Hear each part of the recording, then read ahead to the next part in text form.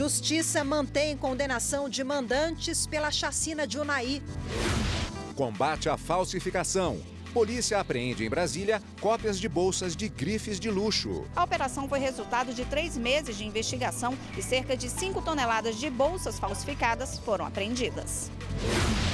As regras para o uso responsável de drones. Hoje a pessoa precisa ter mais de 18 anos para pilotar uma máquina dessa. E ainda, a primeira reportagem especial da série do STJ sobre o transporte público no Brasil. Toda vida tumultuado, é passagem caríssima, de péssima qualidade.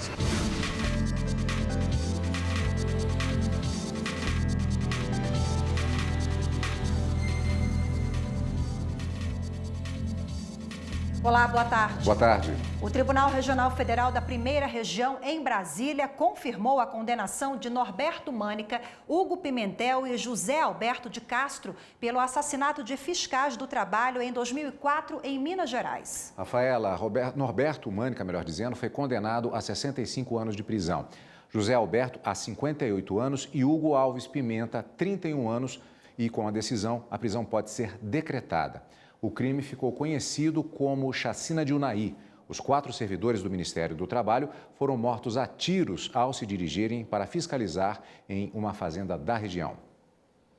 A Câmara de Povos Indígenas e Comunidades Tradicionais, por meio dos procuradores da República no Amapá, instaurou investigação para apurar a invasão da terra indígena Wainampi, no estado do Amapá, por garimpeiros e a morte do líder indígena Emirá Wainampi. O corpo do líder foi encontrado com marcas de facada em um rio da região. No início da semana, o Ministério Público Federal, junto com outros 5 órgãos, instalou um gabinete de gerenciamento de crise para esclarecer as circunstâncias do crime.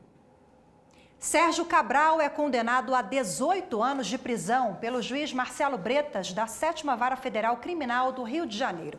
O ex-governador do Rio foi considerado culpado na Operação Ratatouille, um desdobramento da Lava Jato, por recebimento de propina no fornecimento de merenda escolar e prisional. Essa é a 10ª condenação dele na primeira instância e as penas ultrapassam 215 anos. Sérgio Cabral já cumpre pena em Bangu 8, em Jericinó, zona oeste do Rio. Além de Cabral, também foram condenados o operador financeiro do ex-governador, Luiz Carlos Bezerra, e o empresário Marco Antônio de Luca. STJ nega liminar e mantém ações penais contra o ex-presidente da Valec Engenharia. José Francisco das Neves é acusado de favorecimento à formação de cartel na construção de 2 ferrovias. O presidente do Superior Tribunal de Justiça, ministro João Otávio de Noronha, negou o pedido do ex-presidente da Valec, José Francisco das Neves, para suspender todas as ações penais decorrentes do mesmo inquérito policial, que tramitam em varas do Distrito Federal, Goiás e Tocantins. No pedido de habeas corpus, a defesa argumenta que o ex-presidente da Valec já é investigado pela Procuradoria da República e pela Polícia do Maranhão. Sustenta ainda que, como o juízo maranhense já deferiu diversas diligências, o réu não poderia sofrer as mesmas investigações e responder por ações idênticas em outros estados. Portanto, pede que seja fixada a competência do Juízo Federal da Primeira Vara da Seção Judiciária do Maranhão. O ex-presidente da empresa pública recorreu ao STJ após o Tribunal Regional Federal da Primeira Região negar habeas corpus com o mesmo pedido. Para o presidente do Superior Tribunal de Justiça, não há flagrante ilegalidade que justifique o deferimento da liminar em regime de plantão. O ministro João Otávio de Noronha considerou ainda que o pedido se confunde com o próprio mérito da impetração. E por isso, deve ser aguardado o julgamento definitivo pela 6ª turma do STJ. José Francisco das Neves teria facilitado a formação de cartel mediante a apresentação de exigências que favoreciam determinadas empresas. O crime teria sido cometido nos editais de licitação para a construção da ferrovia Norte-Sul, que liga Palmas a Anápolis, em Goiás, e da ferrovia de integração Oeste-Leste, que ligará o futuro porto de Ilhéus, na Bahia, a Figueirópolis, em Tocantins.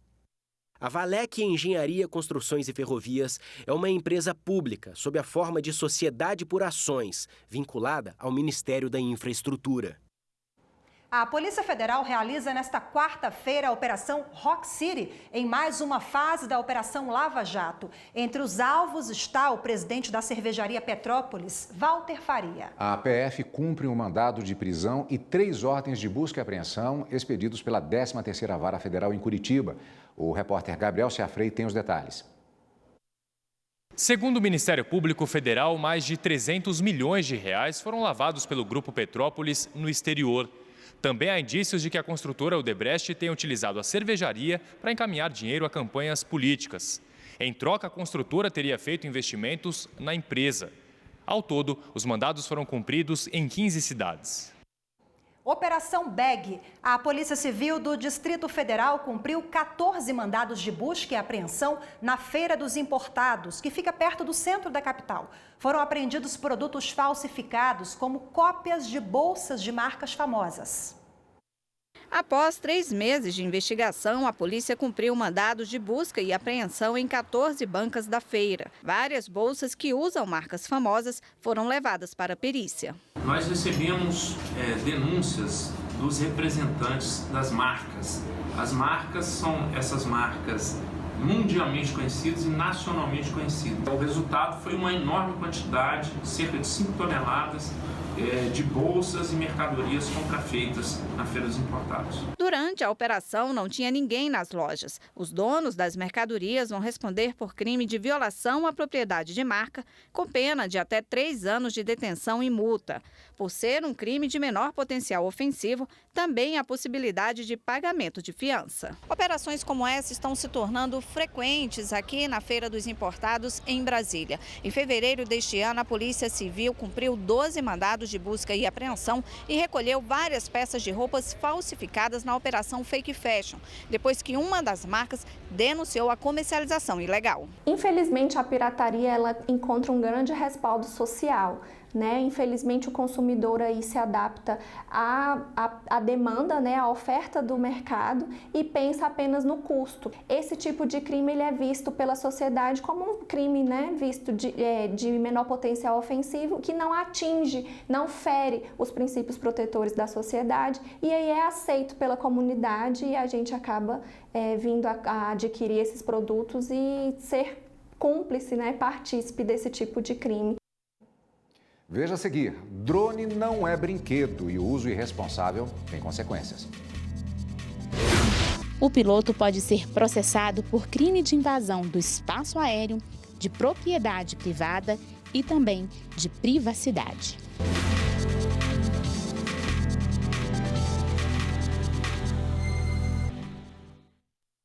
Uma servente de limpeza que queria o pagamento em dobro das férias por não ter sido comunicada previamente sobre o período, teve o pedido negado. A decisão é da 4ª turma do Tribunal Superior do Trabalho.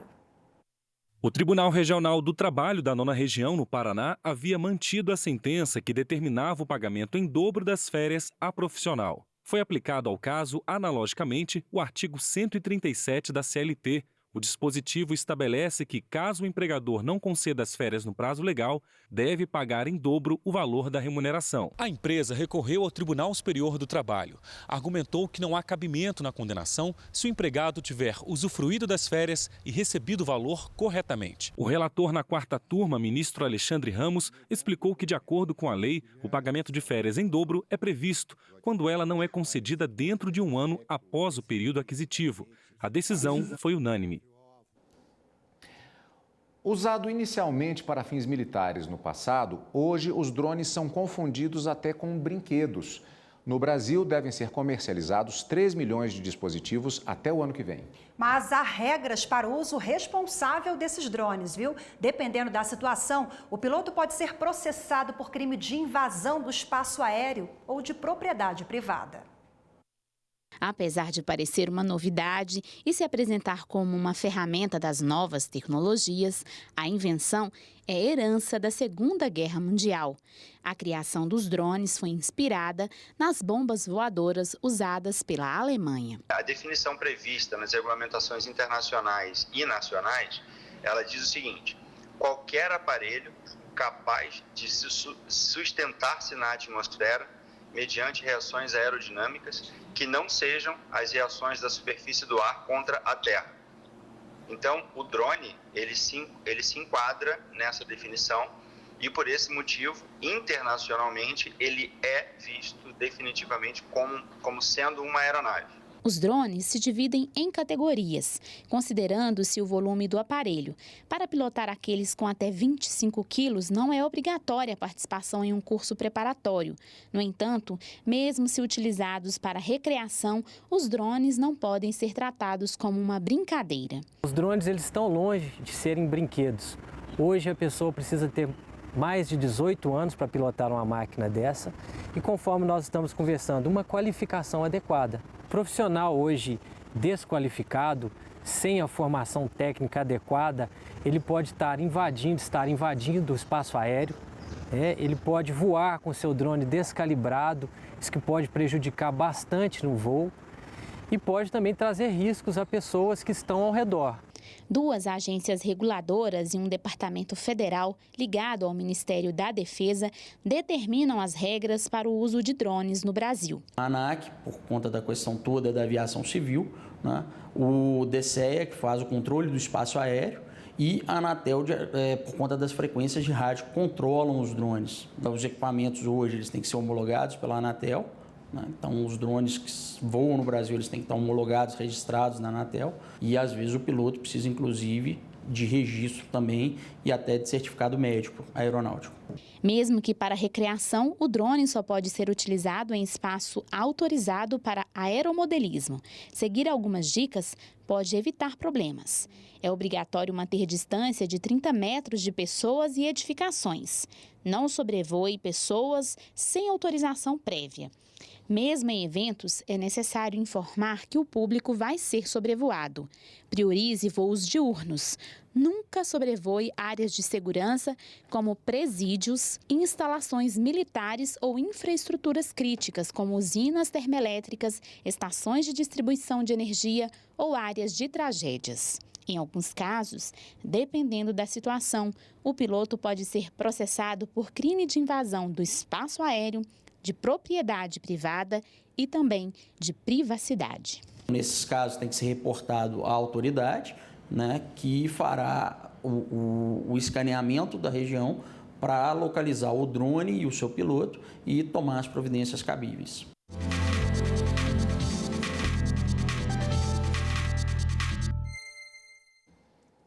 E para falar mais sobre o assunto, nós recebemos aqui nos estúdios da TV Justiça a advogada Milce Maria Vilela Guimarães, a quem, antes de mais nada, eu agradeço a presença aqui. Boa tarde, doutora. Boa tarde. Boa tarde. Doutora, vimos que o uso militar é famoso. Recentemente tivemos até problemas entre o Irã e os Estados Unidos. Quer dizer, é uma instância, digamos assim, um pouco mais pesada disso que, de certa forma, nas versões menores, poderia ser uma brincadeira. Só que virou brinquedo de gente grande, né?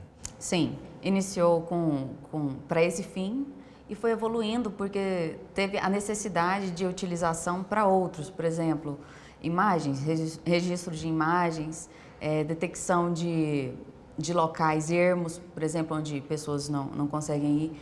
Inicialmente começou assim, mas ainda bem que nós tivemos outros rumos para os drones. Bom, em 2017, em maio, mais precisamente, a ANAC editou uma resolução com várias regras de uso do drone. Qual é o balanço positivo? Essas normas estão conseguindo controlar? Olha, as normas elas sempre vão se modificando de acordo com a necessidade. Então, hoje o drone ele já não é utilizado mais como antigamente. E a intenção é essa, que a tecnologia ela avance e que as normas também acompanhem essa tecnologia, né? Para uso de agrotóxicos, por exemplo, na agricultura, ele já é utilizado no Japão, então possivelmente vai ser utilizado no Brasil futuramente, para entrega de cartas, por exemplo. Hoje nós temos ele mais para verificação de obras, estruturas, para imagens, filmagens, campeonatos, até para o futebol a gente verifica a utilização, mas isso tem que ter uma autorização prévia das pessoas, né? Tem que ter uma aceitabilidade, tem que ter uma concessão para que esse drone ele esteja próximo, além dos 30 metros que a lei determina, para não anuentes. Então, tem toda uma norma que deve ser seguida. Não é simples, né? Apesar de a compra hoje em dia ser simples, tem uma norma que deve ser respeitada para evitar processos penais, responsabilidade civil, dentre outros. E até criminal, doutora? Contravenções penais, né, que tem no artigo 33, nós temos contravenções para quem não regularizar. Ele fala que pena simples de prisão simples de 15 a 3 meses. O artigo 261 do Código Penal, ele prevê que em caso de risco, né, do transporte aéreo para a população, pode pegar aí pena de 2 anos a 6 anos. Essa pena pode ser aumentada se tiver acidentes fatais, por exemplo, né? Entrei numa loja, vi um drone que achei sensacional. Quero dar de presente para o filho da Rafaela. Eu tenho que registrar. Tem que ser registrado. Acima de 250 gramas, o drone tem que ser registrado. E aí nós temos 3 passos. Primeiro, Anatel, por conta da radiofrequência. Ele tem que estar listado nos drones autorizados pela Anatel. Segundo passo, ANAC. Então, ele tem que ter um registro, um número de registro ANAC e uma série de qualificações. Tem que ter um manual, o piloto registrado, para que tenha uma responsabilidade. Terceiro passo, o DECEA, né, que é o Departamento de Controle do Espaço Aéreo Brasileiro, que vai dizer aí sobre a possibilidade de locais onde pode ser utilizado. Então, a Anatel seria para evitar interferências na telecomunicação, né, rádio, imagem. A ANAC seria para evitar danos e espaço aéreo, para ter os limites que nós temos também para outras aeronaves. E, por último, o DECEA, que é da Defesa Civil, né, que é do nosso Ministério da Defesa, para evitar que invada espaços restritos, espaços controlados, né, prédios governamentais. É um risco, né, se não tivesse controle. Agora, qual a punição ou as punições para quem for flagrado operando um drone sem a regulamentação prevista? Olha, nós temos, por exemplo, não tem registro, então a ANAC tem canal de denúncia, o DECEA também tem canal de denúncia. Então esse drone tem outras fiscalizações além desses 2 órgãos. Polícia, por exemplo, a militar ou a civil, ela identificou um drone numa área que não deveria estar, ou próximo, fora dos padrões que são determinados. Ele pode interceptar aquela pessoa e já aplicar as sanções, levar o drone, reter esse drone, levar para uma delegacia para prestar as informações necessárias, né? Porque teve uma infração da norma que determina a utilização desse equipamento. Ok, doutora Mils Vilela, mais uma vez obrigada pela participação. Boa tarde. Obrigado, doutora. Boa tarde. A seguir, as penalidades para quem não cumpre o descarte correto e o que fazer com o lixo hospitalar. É responsabilidade das clínicas, hospitais e laboratórios recolher e destinar corretamente os resíduos, além de capacitar as equipes que vão lidar diretamente com este material.